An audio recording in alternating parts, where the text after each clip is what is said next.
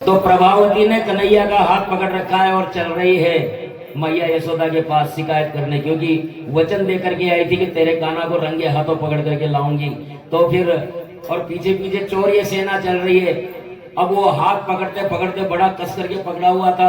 कन्हैया ने कहा कि अरे सखी मेरा हाथ दुख चुला, दूसरा हाथ पकड़ ले, इसको छोड़ दे, मेरा खून रुक गया।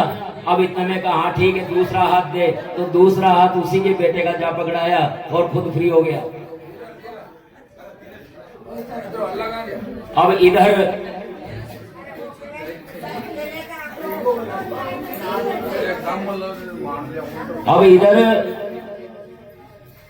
ये प्रभावती जाती है यशोदा मैया के पास, और यशोदा मैया के पास जाकर के और कहती है कि मैया मैया आज मैंने तेरे लल्ला को रंगे हाथों पकड़ा है। पल्लू में छिपा करके लाई, पल्लू में छिपा करके लाई और कहा मेरे तेरे लल्ला को मैंने रंगे हाथों पकड़ लिया है। तो वो मैया बोली कि क्यों, धीरे बोल मेरा लल्ला तो सो रहा है अभी। अरे नहीं नहीं कैसे सो रहा है, मेरे यहाँ चोरी करते हुए मैंने रंगे हाथों पकड़ा है। कह रहे क्या बात कर रही है, वो तो मेरा लल्ला सोया हुआ है और इतने में पकड़ करके लाई हूँ, अब कोई बहाना नहीं दे चलेगा, सजा देनी ही पड़ेगी। यशोदा बोली धीरे बोल मेरा लल्ला जग जाएगा। प्रभावती वो तो मेरे पास है। अच्छा देखे दिखा, तो पल्लू उगाड़ के दिखाया तो उसका खुद का बेटा, प्रभावती का खुद का ही बेटा निकला। देख खुद के बेटे को पकड़ के लाती है और मेरे लल्ला का झूठा नाम लेती है। और यशोदा मैया ने आवाज दे दे करके और कन्हैया को जगाया, हे कन्हैया हे कन्हैया। और कन्हैया छम छम करते हुए सीट उतरते हैं और आंखें मलते हुए कहते हैं माँ क्या हो गया, नींद आ रही थी। और इस प्रकार घमंडी के हाथों कभी भी भगवान नहीं आते। एकदा क्रीडमानास्ते रामाद्या गोपदारका कृष्णो मृदं भक्षित्वा नीतिमात्रे न्यवेदयन्। एक बार कन्हैया ने मिट्टी खा ली और उनके मित्रों ने आकर के कह दिया मैया मैया तेरा कान्हा मिट्टी खाया है।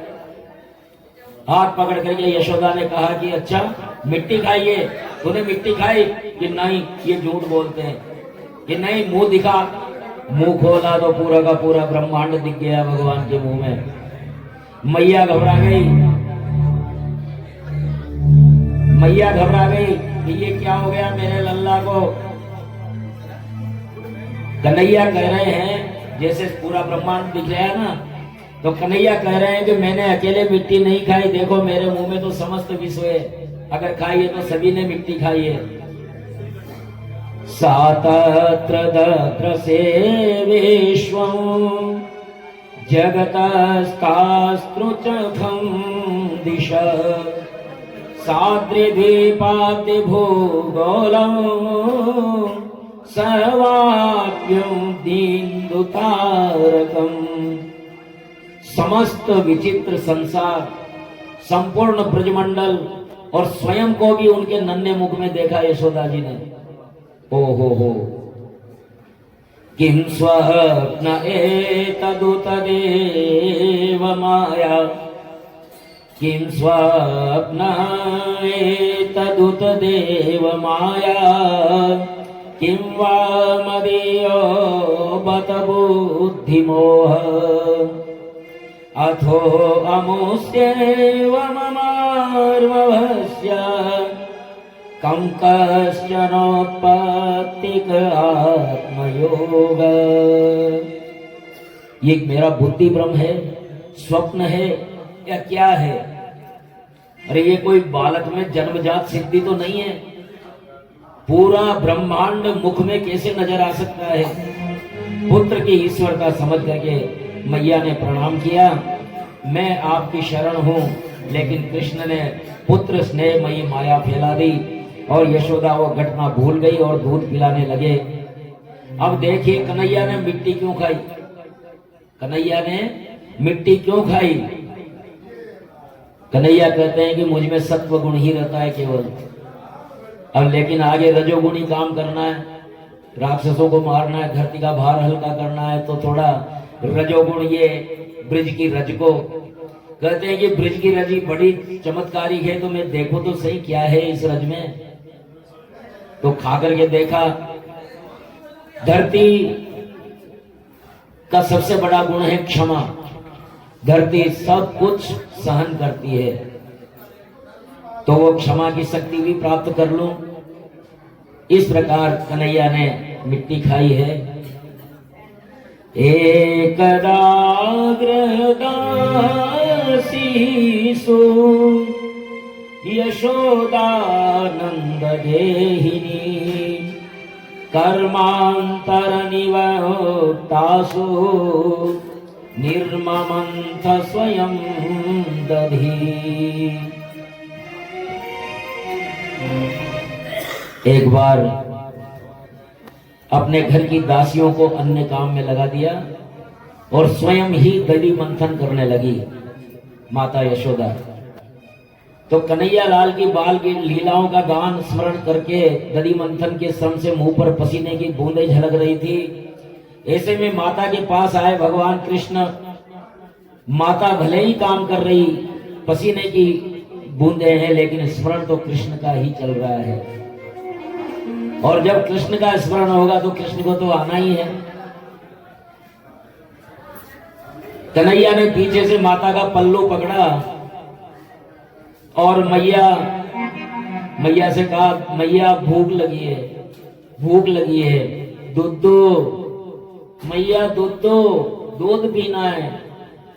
मथानी पकड़, मैया ने नहीं सुना कि देख मैं ये मथ लूं फिर तुझे दूध पिलाऊं। लेकिन कन्हैया ने तो मथनी पकड़ ली, रोक लिया कि नहीं नहीं दूध पीना है, अभी पीना है। तो काम रोक करके मैया दूध पिलाने लगती है, अपना काम रोक करके लाला को दूध पिलाने लगती है। इतने में चूल्हे पर रखा हुआ देखती है वो कि चूल्हे पे रखा हुआ दूध उबलने लगता है और वो बाहर निकले इससे पहले उसको यही ध्यान नहीं रहा कि कन्हैया गोद में। माता यशोदा को ध्यान ही नहीं रहा कि कन्हैया गोद में है और उठ करके चली गई और कन्हैया नीचे गुड़क गए। अब अतृप्त अवस्था में कन्हैया गुड़ गए तो उन्हें गुस्सा आ गया और एक लोडी पड़ी थी वहीं, उससे वो मथानी की मटकी फोड़ दी और सारे दही जो छाछ हो गया, सारे कमरे में फैल गया। मैया को दूध प्यारा है, मुझसे भी प्यारा दूध है, उनको गुस्सा आया और छोड़ दिया। और ये दूध वास्तव में ऋषि रूप गाय का था, गांगी नामक गाय का दूध जो कन्हैया को बहुत प्यारा था, इसलिए वो उसे रोकने के लिए, उबलने से बचने के लिए, बचाने के लिए दौड़ गई। यशोदा का कृष्ण को दूध पिलाना ब्रह्म संबंध है और ब्रह्म संबंध होने पर संसार का स्मरण दूध छलकना है।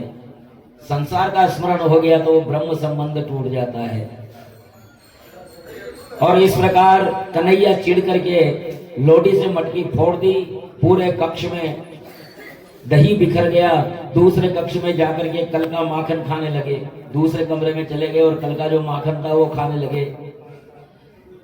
खिड़की पर आए, वानरों को भी खिलाने लगे। मैया ने कान्हा की करतूत देखी कि ये क्या कर दिया कन्हैया ने। करतूत देखी, जोर से चिल्लाए, हे कन्हैया, कन्हैया ये क्या किया तूने। कन्हैया चुप। मैया अंदर गई तो वो मटकी में से ही सीधे माखन खा रहे हैं, पूरा मुंह माखन में भरा हुआ था। चोरी पकड़ी गई तो कन्हैया भय विवल हो गए। माँ ने हाथ पकड़ करके डांटा, तूने मटकी फोड़ी। आंखों में आंसू आ गए। डांटा ना मैया ने, तूने मटकी फोड़ी ना, कि कुछ नहीं, आंखों में आंसू आ गए। डंडा दिखा करके मटकी फोड़ी तूने, लेकिन आंसू आ गए तो मैया से देखा नहीं गया। अरे रे रे, मेरा लल्ला रो क्यों रहा है, फूट गई तो फूट गई और आ जाएगी। अरे मेरा लल्ला रोता नहीं है, ऐसे रोते नहीं है बेटा, रोते नहीं है। इस प्रकार से वो छोड़ दिया। देख में ये लकड़ी फेंक दी मैंने और ये सब हाथ भी छोड़ दिया। हाथ छोड़ते हैं कन्हैया दूर जा खड़े हुए और दूर जाकर के कहता है कि मैं तो मटकी फोड़ी है और फोड़ूंगा, ये मटकी मैंने फोड़ी है और फोड़ूंगा। यशोदा मैया का अच्छा ये इतनी, तो लकड़ी लेकर के मैया पीछे दौड़ती है, कन्हैया आगे भागे भागे भागे और मैया तो थुल शरीर मोटी और कन्हैया तो बिजली की गति से दौड़ रहे हैं, कैसे भला हाथ में आते। और कन्हैया आगे आगे, यशोदा पीछे पीछे और मैया थक गई है, पसीने की बूंदें आ गई है। कन्हैया ने देखा कि मैया को कष्ट हो रहा है तो फिर वो पकड़ में आ जाते हैं, पकड़ में आ जाते हैं और फिर मैया उसे बांधने लगती है। सारी डोरियां, सारी रस्सियां, सब कुछ मंगा लिया जाता है, लेकिन वो 2 उंगल, सारी रस्सियां, घर की सारी रस्सियां मंगवा ली कन्हैया को बांधने के लिए, लेकिन वो 2 उंगल का अंतर फिर भी रह जाता है। ये 2 उंगल का अंतर क्या है? 2 उंगल का अंतर है मैं और तू। यही 2 उंगल का अंतर रामचरितमानस के उत्तरखंड में भी आता है। जब काकभूषुंडी जी का व्याख्यान आता है, प्रकरण आता है रामचरितमानस में उत्तराखंड में, तो गरुड़ जी को वो कहते हैं कि मैं बालक रूप के दर्शन करने जाता था और वो हाथ में पुआ लेकर के आंगन में खेलते मिलते, मैं उनके चरण छूने के लिए जाता और वो रोने लगते।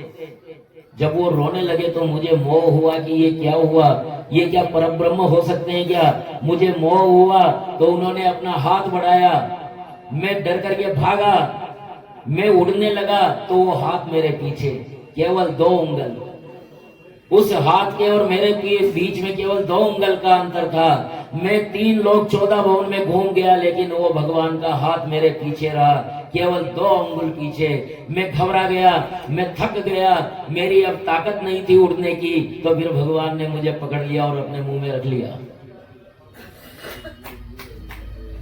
उनके मुंह में मैंने, उनके उदर में मैंने 3 लोग ब्रह्मांडों का दर्शन किया। अपने आश्रम पर गया और वहां मैंने कितने ही वर्ष बिताए, भगवान के जन्म देखे। अयोध्या भी वहां थी, उसमें भगवान का जन्म भी, उत्सव भी मैंने देखा, रावण का मरण भी मैंने देखा। और फिर बालक रूप में भगवान आए और मैं उनको खिलाने गया और जैसे ही मैं उनके पास गया, उन्होंने हाथ बढ़ाया और मैं डरा, जैसे ही डरा मैं मुंह से बाहर आ गया। हजारों वर्षों का काल मैंने उनके उदय में देखा और जब मुंह से बाहर आया तो ऐसा लगा कि ये तो अभी की बात है। ये 2 उंगल का अंतर यहाँ माता यशोदा को भी नजर आता है। माता यशोदा भागी भागी ये 2 बांधना चाहती है, लेकिन 2 उंगल का फर्क, ये 2 उंगल का फर्क ये है कि प्रेम गति अति सादरी चामे जो न समाये, 2 न समाये। प्रेम तभी हो सकता है जब एक ही रह जाए, तू ही तू रह जाए, बस मैं नहीं रहूं। मैं और तू अलग अलग है तो इसका मतलब अलग है, वो एक नहीं हो सकता। जब यशोदा मैया भी थक गई, वहां काकभूषुंड जी थके थे, यशोदा मैया थक गई, असहाय हो गई, तब फिर भगवान उधर से बंध गए तो उनका नाम हो गया दामोदर। बोलिए दामोदर भगवान की। बंध गए और उन्हें उलूखली से बांध दिया, ओखली से बांध दिया और कन्हैया बंध गए प्रेम के भरोसे। और ऊखल से बंधे देख करके उन्होंने सोचा कि ये हमारे बैल जो होते हैं, गाय के वत्स, वो किस प्रकार से गाड़ी को खींचते हैं, मैं भी उनकी तरह ही खींचूं। जैसे बैल गाड़ी को खींचते हैं ना, तो मेरे भी आज ये ऊखल बंध गया तो मैं भी इसको खींचूं। अब खींचते यमला अर्जुन के 2 पेड़ वहां आंगन में उगे हुए थे, तो उनके बीच में फंसा दिया। तो इस प्रकार वो वहां फंसा दिया और जोर का झटका दिया तो वो पेड़ टूट करके गिर गए। पेड़ गिर गए तो उसमें से दो गंधर्व निकले और वो कहते हैं कि प्रभु आपने बड़ी कृपा की। नेमं विरिंचो न भवो न श्रीरम्यं संश्रया प्रसादं लेभिरे गोपी यत्तत्प्राप विमुक्तिदात्। भगवान ने जो उन पेड़ों के बीच से नलकूबर और मणिग्रीव निकले उनको शाप मुक्त करने की सोची और ऊंकल को खींच करके आंगन में खड़े जुड़वा अर्जुन वृक्षों के बीच में ले आए। टूटे, गिरे और उनमें तेजस्वी पुरुष उत्पन्न हुए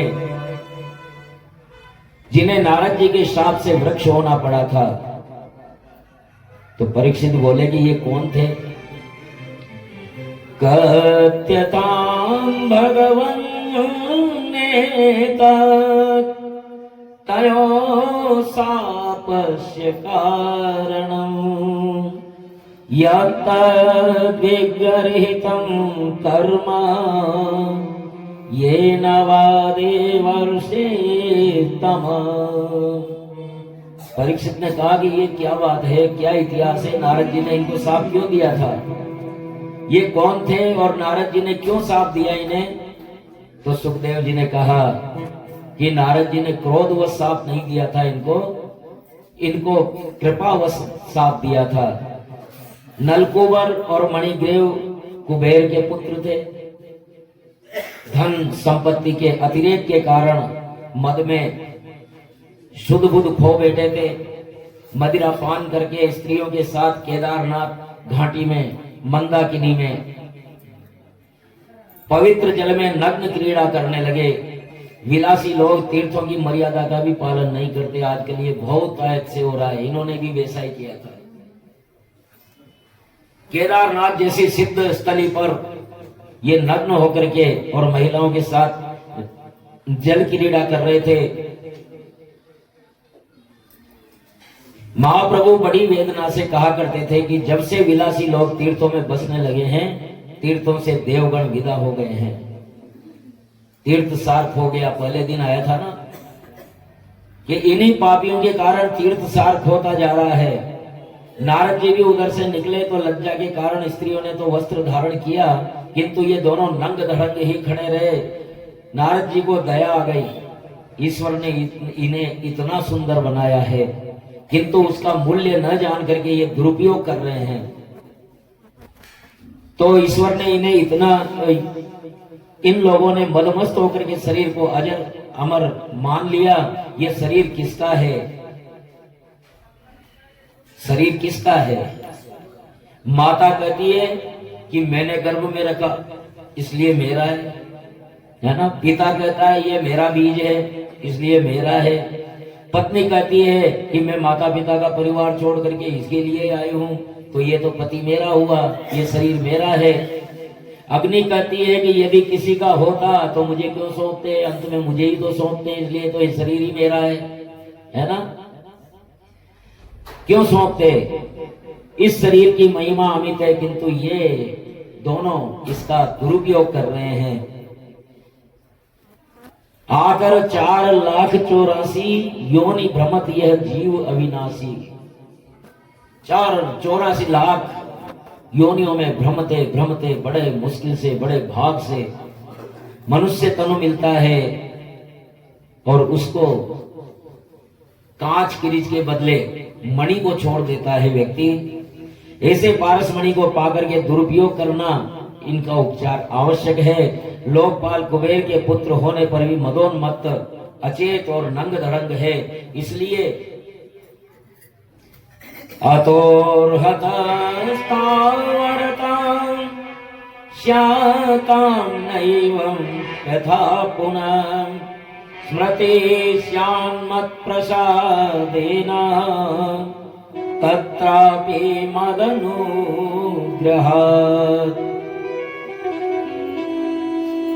नलकूबर और मणिग्रीव को पछतावे पर कहा कि तुम जाकर के और स्थावर की तरह पेड़ पौधों की तरह नंग धड़ंग खड़े हो तो तुम जाओ पेड़ पौधे बन जाओ, पेड़ बन जाओ।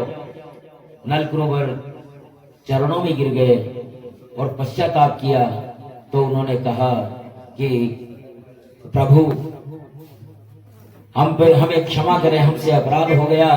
तो नारद जी ने कहा कि तुम चिंता मत करो, तुम गोकुल में जाकर के और वृक्ष हो जाओ, वहां श्री कृष्ण का सानिध्य होगा। गोकुल की भूमि पर अवतार की अभिलाषा तो महान ऋषियों की भी होती है। तुम वहां रहोगे, द्वापर में भगवान का जन्म होगा और उनके चरणों से तुम्हारा उद्धार होगा। आशा महो चरण रेणुजुषा महं यशा वृंदावने किमपि गुल्फुलतोषधीनाम् यादुस्त्यजं स्वजनमार्यपथं च हित्वा भेजोर्मुकुन्द पदवीं श्रुतिभिर्विग्रहज्ञाम्।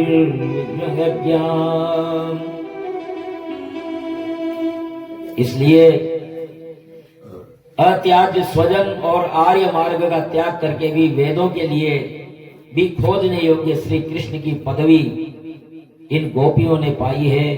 ऐसी गोपिकाओं की चरण रस से लाभान्वित वृक्ष, लता, औषधि, पशु किसी भी रूप में ब्रज में जन्म हो, ऐसी प्रार्थना भक्त लोग करते हैं कि भले ही तृण बना दो, कुछ भी बना दो, पत्थर बना दो, मिट्टी बना दो, कुछ भी बना दो, मानस हो तो वही रस खान बसो ब्रिज गोकुल गाँव के ग्वालन।